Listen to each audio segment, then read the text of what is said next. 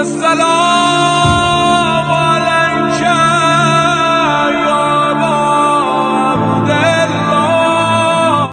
مولا علی فرماتے ہیں کسی کے گھر میں جاؤ تو اس کے گھر کے اشیاء کو نہ دیکھا کرو، اس کے گھر میں کتنا سامان ہے، کتنی گاڑیاں ہیں۔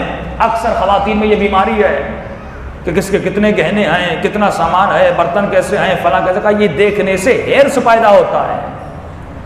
لوگوں کے سامان، لوگوں کے گھر، لوگوں کی دولت، لوگوں کے پیسوں کو نہ دیکھا کرو اور اپنی آنکھوں کو ان کے مال و دولت پہ بند کیا کرو، کیونکہ جتنا دیکھو گے وجود میں ہرس پیدا ہوگا۔ جب ہرس پیدا ہوگا تو طہارت تمہارے وجود سے نکل جائے گی اور تو ناپاک ہو جائے گا، کیونکہ پھر اس شے کے پیچھے بھاگے گا۔ آج ٹی وی آپ کے وجود میں ہرس پیدا کرتی ہے، آج کے ڈرامے آپ کے وجود میں ہرس پیدا کرتے ہیں۔ یہ جتنے ڈرامے، بڑے بڑے گھر دکھائے جاتے ہیں، حسین حسین کپڑے دکھائے جاتے ہیں، ان سے غریبوں پہ کیا گزرتی ہے؟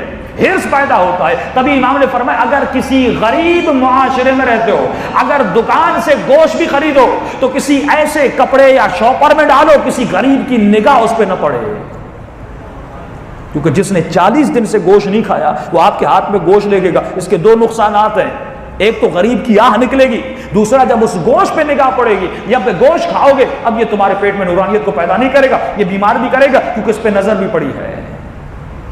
جب بچوں کو اچھے کپڑے لے کر دیتے تو غریبوں کے سامنے سے نہ گزرا کرو۔ ہم بچوں کو اچھے اچھے کپڑے پہنا کے جب غریبوں کے گھروں میں لے جاتے، غریبوں کے سامنے بچے کیوں بیمار ہوتے ہیں؟ کیونکہ نگاہیں پڑتی ہیں۔ ہمیشہ ایسا لباس پہنا کرو جو متوسط طبقہ پہنتا ہے، ایسی سواریاں رکھا کرو جو متوسط طبقہ رکھتا ہے۔ کسی لوگوں کے گھروں میں نہ جایا کرو، اور اگر جاؤ تو ان کے مال پر، ان کی زندگی پر نگاہ نہ ڈالا کرو، کیونکہ تمہارے وجود میں ہرس پیدا کرتا ہے۔ اور میں نے اس دن مال اور رزق کا فرق بتایا تھا کہ اللہ نے اگر کسی کو کثیر مال دیا ہے لیکن اس کا نصیب اتنا ہی ہے جتنا اس کا رزق لکھا گیا ہے، کہ میں نے مثال دی تھی ایسے ہے جس طرح ایک چونٹی کو ایک بہت بڑی روٹی مل جائے، یہ روٹی مال ہے لیکن کھائے گی اتنا، اٹھائے گی اتنا جتنا اس کا رزق ہے۔ تو یہ مت دیکھو زرداری کے پاس کتنا پیسہ ہے، نواز شریف کے پاس کتنا پیسہ ہے، یہ کھائیں گے اتنا جتنا ان کا رزق ہے، باقی چھوڑ کے چلے جائیں گے۔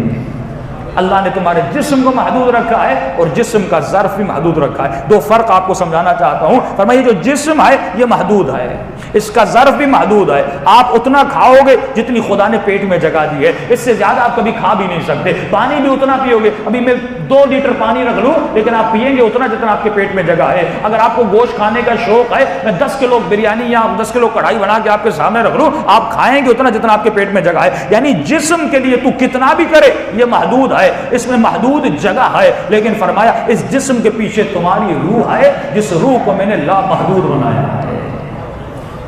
یہ ہے من یتق اللہ یجعل لہ مخرجا ویرزقہ من حیث لا یحتسب۔ یہ رزق وہ ہے جو اللہ کہتا ہے لا یحتسب، تو حساب نہیں کر سکتا، تو کاؤنٹ نہیں کر سکتا، اتنا تجھے رزق عطا کروں گا۔ مولا یہ کون سا رزق ہے؟ فرمایا یہ جسمانی رزق نہیں ہے، کیونکہ جسمانی رزق محدود ہے، یعنی خدا اتنا نہیں دے گا کہ جسم اس سے برداشت نہ کر سکے، اتنا دیتا ہے جتنا جسم برداشت کر سکے۔ لیکن یہاں پر اس آیت میں جس رزق کی بات ہو رہی ہے وہ رزق روحانی ہے، رزق معنوی ہے، جس کی کوئی حد نہیں ہے۔ جتنا حاصل کرتے جاؤ، جتنی لذتیں لیتے جاؤ، اس لذت ختم نہیں ہوگی، لا محدود لذتیں ہیں۔ تب امام نے فرمایا جب تو جنت میں جائے گا اور جنت کا کوئی پھل کھائے گا، مثال کے طور پہ جنت کے درخت سے تو سیب کو توڑے گا، جب سیب کو کھائے گا مولا فرماتے سیب کا ایک ذائقہ ہوگا، جب دوبارہ کھائے گا دوسرا ذائقہ ہوگا، جب تیسری بار کھائے گا تیسرا ذائقہ ہوگا۔ وہ جنت کی غذاؤں میں لا محدود ذائقے بناتا ہے، کیونکہ وہ لا محدود ہے۔ جب وہ سیب کا ایک ذائقہ بنا سکتا ہے کہ لاکھ ذائقے نہیں بنا سکتا،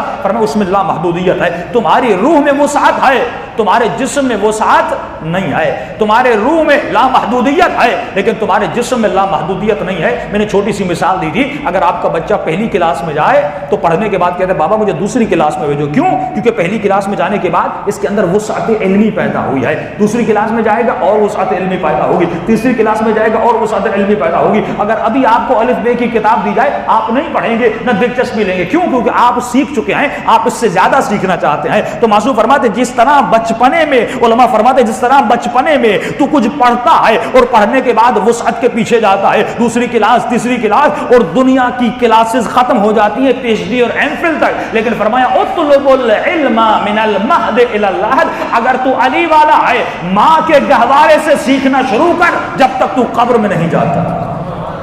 یعنی آج بھی اگر کوئی بوڑھا انسان ہے اسے کسب علم کرنا چاہیے پروردگار عالم سے، اہل بیت علیہم السلام سے، تو نوجوانوں کو یہ سب سے پہلی شے جو ضروری ہے، چند کتابیں آج بیٹھے صبح جا کے چند کتابیں لے لو، سیرت معصوم پر، ادب معصوم پر، حضور ادب پر، سیرت انبیاء پر، کوئی بھی ایسی کتاب لو جو آپ کے علمی وسعت کو بڑھانے لگے. یعنی روزانہ اگر 4 صفحے بھی پڑھیں تو تقریباً 1 سال میں آپ کئی کتابیں ختم کر لیں گے. پھر آپ محسوس کریں گے میرے وجود میں ایک وزن بڑھا ہے، میرے وجود میں اخلاق بڑھ گیا ہے، میرے وجود میں علم بڑھ گیا ہے. فرمایا ایسے درخت کی طرح بن جاؤ گے جو پھلدار درخت ہے. اب جو پھلدار درخت ہے وہ جھک بھی جاتا ہے اور لوگ اس کا پھل کھاتے بھی ہیں، لیکن اگر تیرے پاس علم نہیں ہوگا تو ایک خشک درخت کی طرح ہوگا جو درخت نہ اپنے کام آیا نہ لوگوں کے کام آیا.